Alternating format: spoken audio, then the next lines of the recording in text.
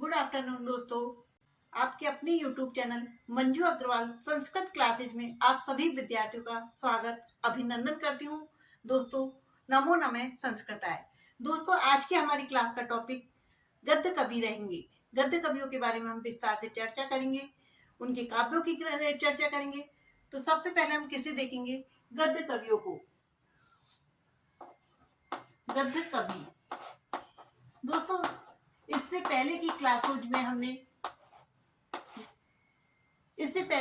पद्य कवियों को देखा था। पद्य कवियों में हमने देखा था महाकवि कालिदास को। किस किस को देखा था? पद्य कवियों में हमने देखा था महाकवि कालिदास को,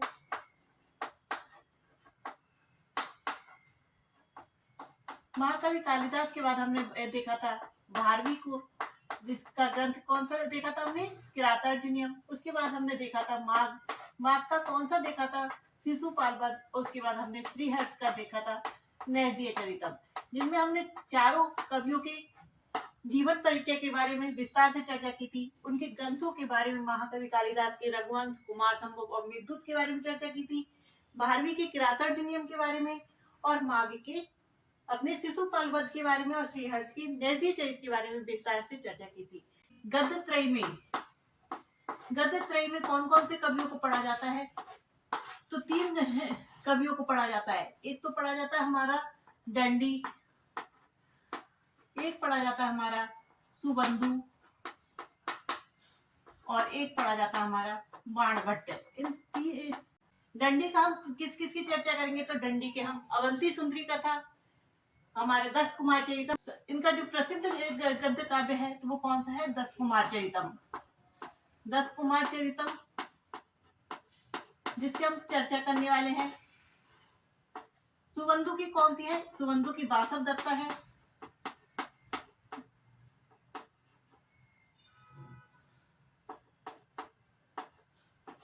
दोस्तों, एक आता है स्वप्न वासव दत्ता, जो किसका है? भास का नाटक है। ये क्या है? ये गद्य काव्य कथा है। ये क्या है? कथा है। जबकि जो स्वप्न वासव दत्ता आता है वो महाकवि भास का क्या आता है? अपना नाटक आता है। और बाणभट्ट की हम हर्षचरितम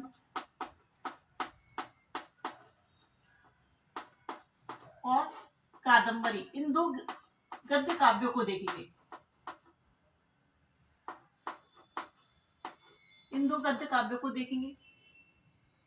तो सबसे पहले हम दंडी को पढ़ेंगे। दंडी के 10 कुमार चरितम, अवंती सुंदरी कथा के बारे में भी हम संक्षिप्त में चर्चा करेंगे। और इनका एक प्रमुख ग्रंथ आता है काव्यादर्श, जो कैसा है? आलंकारिक ग्रंथ है, उसकी भी हम चर्चा करेंगे। उसके बाद सुबंधु की और बाणभट्ट की चर्चा करेंगे। दोस्तों, सबसे पहले हम गद्य की शब्द को देख लेते हैं। गद्य शब्द किससे बना हुआ है? तो गद्य शब्द बना है हमारा गद्य धातु से। कौन सी धातु है? गद्य धातु से यत प्रत्यय करने पर क्या शब्द प्राप्त होता है? हमें गद्य मिलता है। गद्य धातु से यत प्रत्यय करने पर कौन सा शब्द निष्पन्न होता है? हमारा गद्य निष्पन्न होता है। दोस्तों, सबसे पहले जो गद्य प्राप्त होता है हमें, वो कृष्ण यजुर्वेद, जो यजुर्वेद की कृष्ण है यजुर्वेद शाखा है, उसकी 33 शाखा में हमें गद्य का प्रारंभिक रूप प्राप्त होता है। जो सबसे पहले गद्य का जो रूप प्राप्त होता है वो कहाँ मिलता है? हमें जो कृष्ण यजुर्वेद है, यजुर्वेद की कौन सी शाखा है? जो वेद है हमारा यजुर्वेद, उसकी भी कौन सी शाखा में? कृष्ण यजुर्वेद।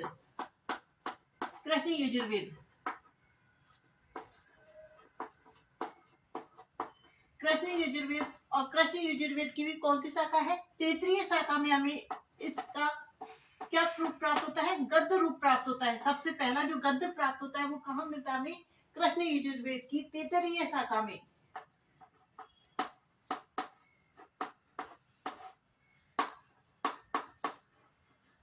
ये हमें सबसे पहले गद्य का जो मेन रूप है, जो प्रारंभिक रूप मिलता है, वो कहाँ मिलता है?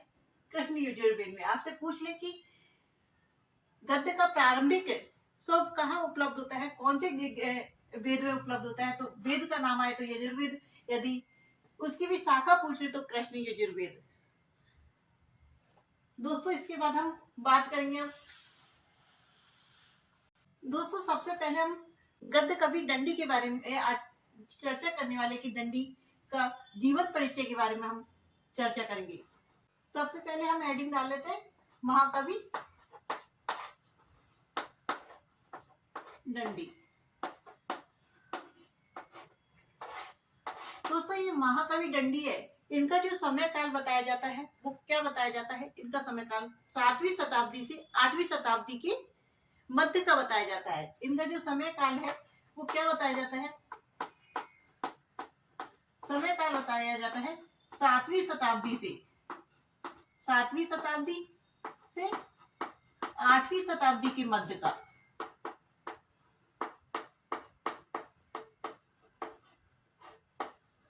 मध्य का इनका समय काल बताया जाता है।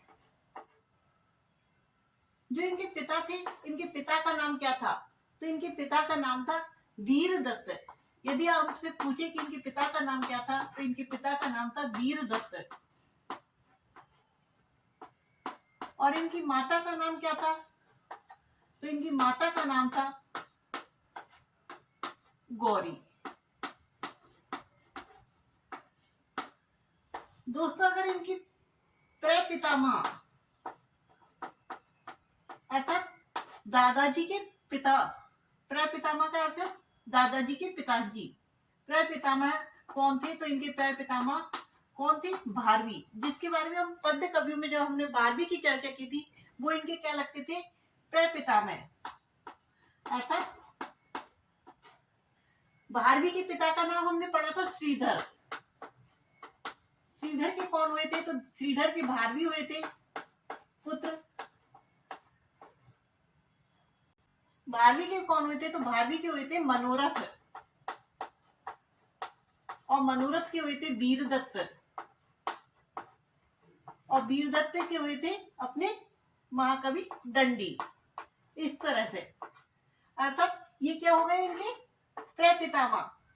तो जो दंडी है एक तरह से कवियों की श्रृंखला में पैदा थे। इनके जो वंश परंपरा वो क्या थी, एक तरह से कवि में चल रहे थे। विद्वानों की ये जो परंपरा थी उसी परंपरा में इनका जन्म हुआ था, अर्थात परिवार में इनका जन्म हुआ था।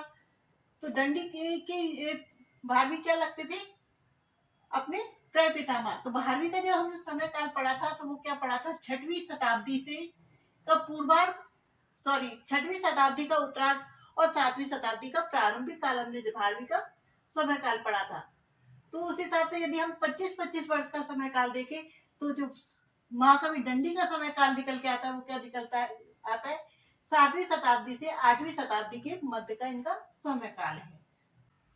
दोस्तों अब इनकी यदि हम बात करें कि इन्होंने महाकवि दंडी के कौन कौन से ग्रंथ उपलब्ध होते हैं, तो इनके जो ग्रंथों की चर्चा है, इनकी कृतियों की चर्चा हम एक साथ कर लेते हैं। कौन कौन सी कृति हमें प्राप्त होती है, कौन सी कृति इनकी सुप्रसिद्ध है।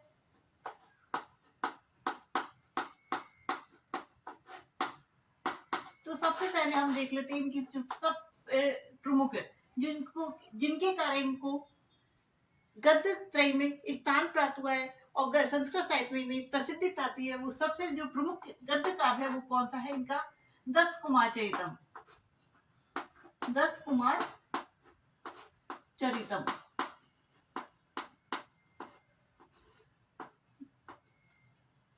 दोस्तों इसे आख्यायिका कहा जाता है। कथा और आख्यायिका दोनों की श्रेणी में रखा जाता है। कई विद्वान इसे कथा के रूप में मानते हैं, कुछ विद्वान इसे आख्यायिका के रूप में। लेकिन यदि इसके काव्य शास्त्रीय जो गुण देखे जाए तो उसके अकॉर्डिंग यदि हम इनमें इस काव्य को माने तो ये क्या माना जाता है, आख्यायिका के रूप में। क्योंकि आख्यायिका कैसी होती है, आख्यायिका ऐतिहासिक होती है जिसमें ये उच्छ्वासों में विभक्त होता है। जो कथानक होता है वो उच्छ्वासों में विभक्त होता है। तो 10 कुमार चरित का जो कथानक है वो किस भी विभक्त है, उच्छ्वासों में विभक्त है। और इसकी जो कथा वस्तु है उसकी प्रेरणा जो गुणाढ्य की बृहद कथा है वहां से इसका कथानक है प्रभावित होता है। तो इसे कथा और आख्यायिका दोनों के रूप में प्राप्त होता है।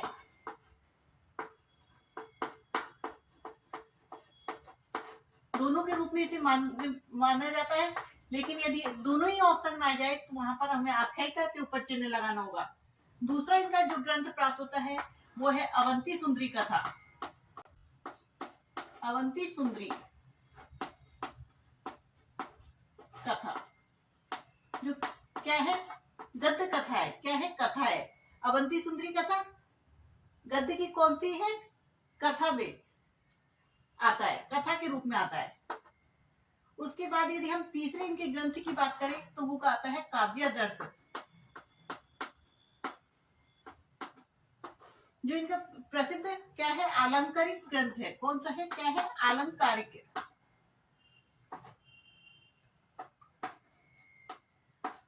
आलंकारिक ग्रंथ है।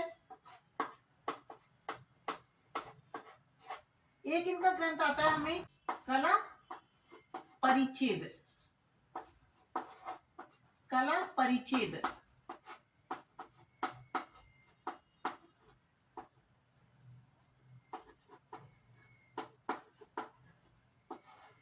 एक इनका ग्रंथ आता है छंदो विरचिति। छंदो एक कौन सा ग्रंथ आता है? छंदो विरचिति। विरचिति छंदो विरचिति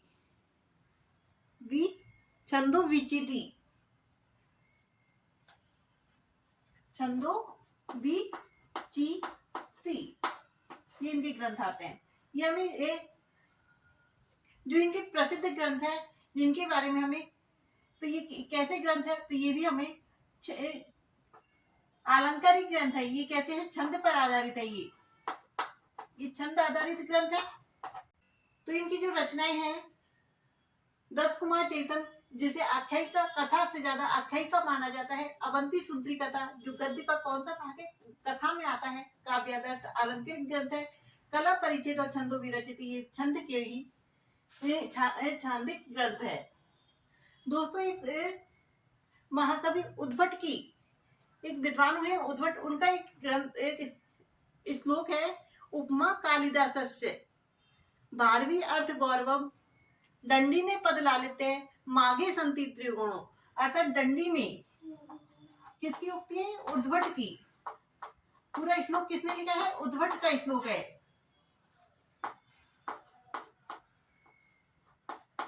क्या लिखा है इन्होंने कि दंडी ने पद लालित्य, दंडी ने है पद लालित्य, अर्थात दंडी का पद लालित्य कैसा है? मनोहर है। दंडी किसके लिए प्रसिद्ध है? तो दंडी पद लालित्य के लिए प्रसिद्ध है।